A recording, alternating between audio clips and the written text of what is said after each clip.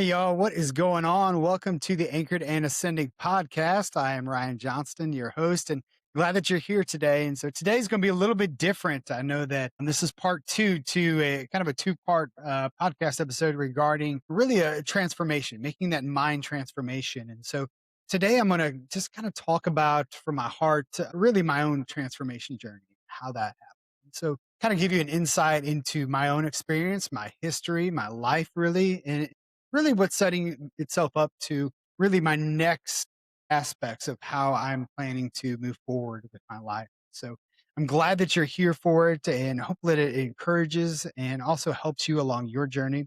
And so, like with anything, if you're interested in this and you want to reach out, feel free to hit me up. You can go to our website, anchoredandascending.life, or like our Facebook, Instagram, or even YouTube channel.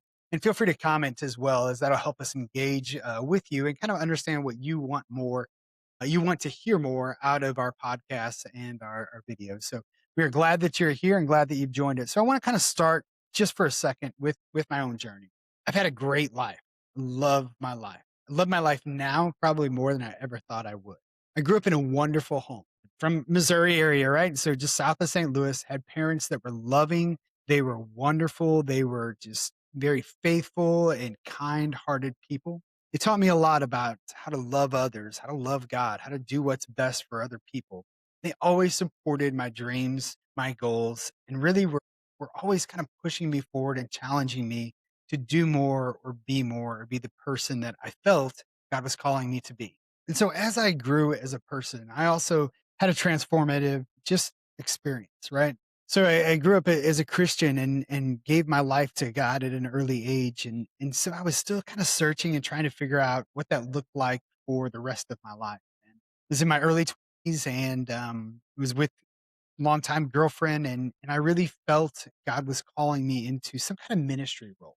Not sure what that meant, not sure what that entailed. You know, pastoring was probably a part of that, but I just loved people and I loved serving God, and enjoyed just helping and connect people with him. And so began to pursue that. And as I began to pursue that, it began changing me, right? Changing me in great ways. As I was learning more and experiencing more, I was decided to go and pursue a degree in pastoral theology and in ministry. And I did that and had a wonderful time at college in Tennessee and really just understanding ministry and playing it out. And I began to do that more and more in my life and graduated from college, went on to seminary and went on to get other advanced degrees. And as I was doing that, I was pursuing what I felt everyone was wanting me to pursue, becoming the person everyone was wanting me to become. And I had started molding my identity and shaping myself into a lot of these aspects of the culture and an environment that I was steeped. And so, yeah, it was a religious mindset, of course, but it was also from a place that it was very much derived from doing all of these certain steps or aspects in order to achieve good things or great things or God to bless me or other people to like me. And so it began to really, I began to struggle with that internally. I wasn't sure how to say it. I wasn't sure how to describe it, but those things started happening and piling up, and I was trying to figure out who I was and where my identity was and the person I wanted to become. But I knew I really wasn't happy. I really wasn't satisfied. I really wasn't content. And so the difficult part of this was as I began to have these and I began praying about things and talking to others about things and even going through some counseling aspects because at the same time that I was experiencing this journey, my body was really being put through the ringer, so to speak. I was not taking care of myself, not taking care of my health.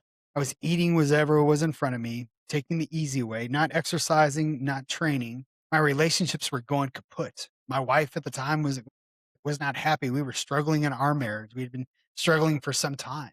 The church that I was able to pastor and to minister alongside, we'd kind of plateaued. And a lot of that fell on me and my leadership because I was not the person that God was calling me to be. And so because of this, this created this like perfect storm. And so as that struggle began internally, it began manifesting itself externally as well.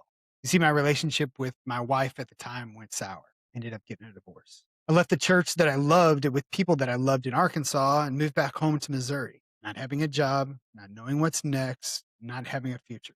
And also my health began to suffer. began struggling through a lot of things, breathing heavily, and I just couldn't catch my breath. And I could tell the different markers on my health was really starting to act up. And I was only like 30, right? So I didn't know what was going on at the time. And so what happened was a good, hard, long look at myself in the quiet. Nobody else is around. It's just me and God. Began thinking, and I knew I needed to change. So I had to make a decision. I either keep doing what I know, and which got me in the exact same boat, right, that I was in, where I just keep going on the status quo and just keep going as normal, and hopefully a job falls in my lap. Hopefully I can find somebody else who wants to spend time with me and get married. Hopefully I can raise my children as they should be raised, right?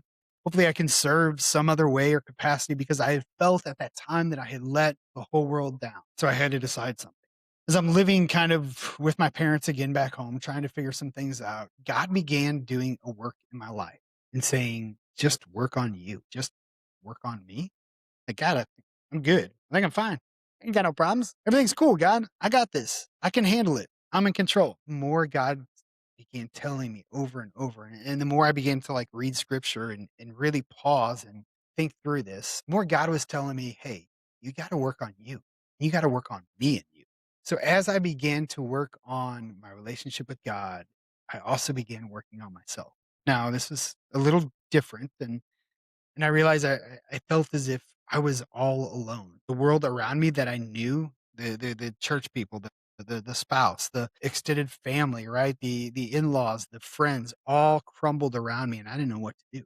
You see, so I found myself applying for and landing a job in a little town south of where my parents were located, about an hour, doing something in healthcare that I had no idea what I was doing. And the bad part about it was I didn't have a place to live. I mean, I was staying with my parents an hour in my territory for my job was even further than that, up to 2 hours, 3 hours from where my parents lived, where I was staying, so I had to change.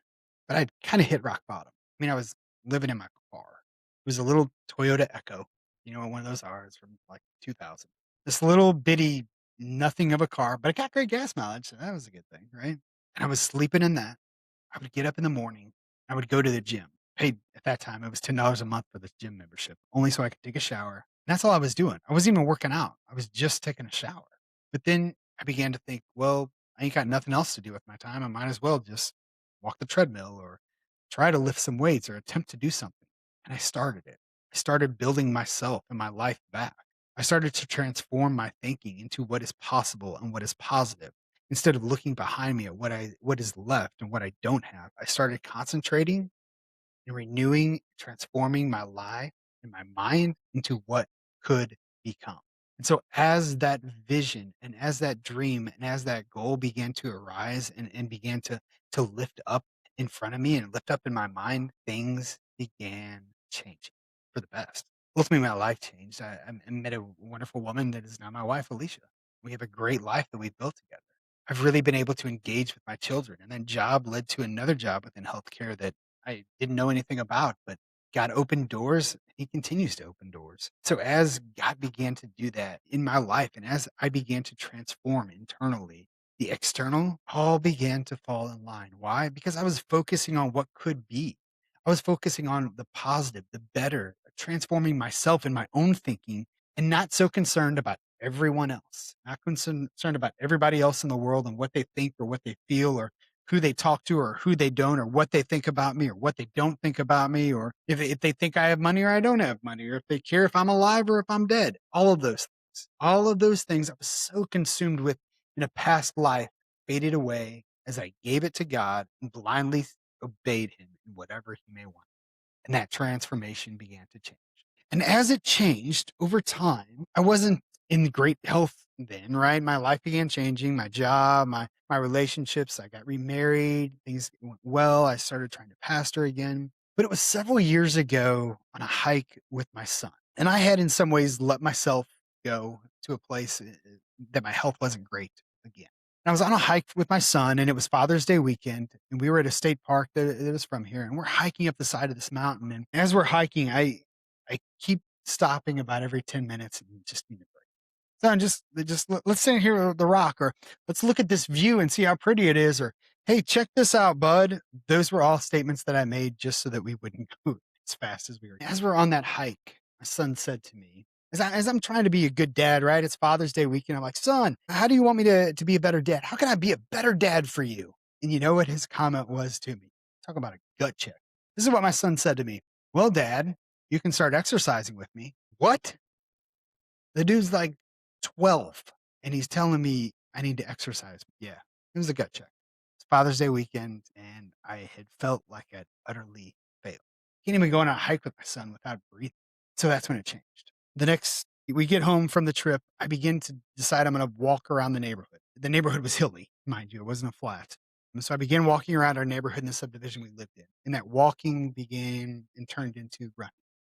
And then I started running a little further and running a little further. And then I ventured out of the subdivision and decided to run down the side of the highway. And that running went from hey, I think I'm going to try this and do it in 2 months to about 4 months later deciding, hey, I'm going to do a half marathon and I'm going to get this thing finished. And as I started that, it all came about because I chose to make the decision to transform my mind and my thinking and become what I believed God was calling me to be, but also to transform my whole life. Why? Because that one little instance of transformation changed everything. So I began running, I began working out, I began lifting weights, I began training, I began helping others train.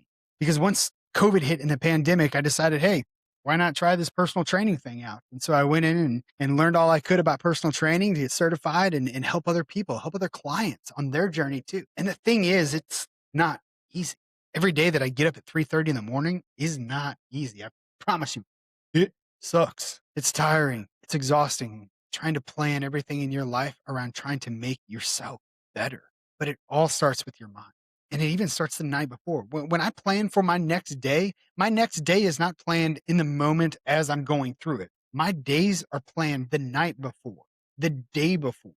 So I am already in tune with who I want to become the next day. You see, transformation isn't something that just occurs. It's something that we have to be intentional. We have to be engaged. We have to strive towards.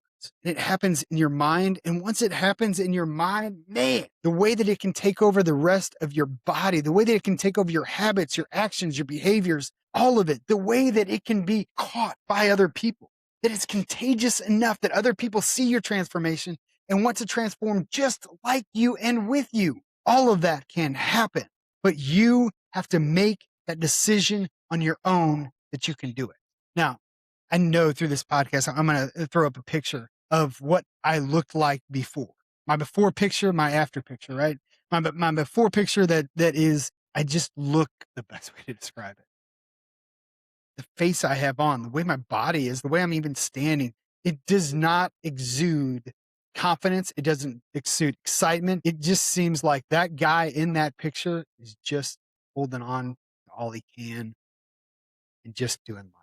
And then you see the transformation. Then you see the great way that God has helped me to enable myself and others to transform their body into champions, into greatness, and to compete in bodybuilding competitions and actually win, right? Because it's a mindset, it's a daily habit. It is showing up for myself when I don't feel like it. But you can do the same. So my question for you today, right now, and I realize that you can have a lot of things going on, but whatever is going on in your life, you can transform your thinking and transform your life right now, this very day. But you got to make the decision to do that. Stop waiting. Stop waiting for someone else to rescue you. Stop waiting for someone else to help you. Stop waiting for someone else to call you to it or to make you do it or to challenge you to do it. Do it for yourself, your future self. Do it because you can. Do it because you're able to. Listen, be positive on what you can do. Stop looking at the negativity of what's surrounding you or being stuffed down your throat or the information that's bombarded to you every single second of the day through reels and TikTok and stories and everything else. Instead, take time for you to become who you believe that you can become and who you want to become because it is possible. So whatever dream you have, let's chase it. Let's fulfill it. Let's transform your thinking and your mind so that we can ascend to greatness. So I'm asking you, if you've seen this video, if you hear my story and you're like, you know what, Ryan, it's time. I want help. I need help. I want to invest in myself for my future life that I've always wanted and dreamed. Partner with me. come alongside. Hit me up on one of our socials. Feel free to engage with this video. Like, subscribe, share, follow, talk, comment, shoot me a DM that you want transformed and that you want help. And I want to help you. But you got to take the first step. You got to make that decision. And once you do, the life that you want and has dreamed of is just on the other side. So join me in this journey. Let's do it together. Until next time, have a great day.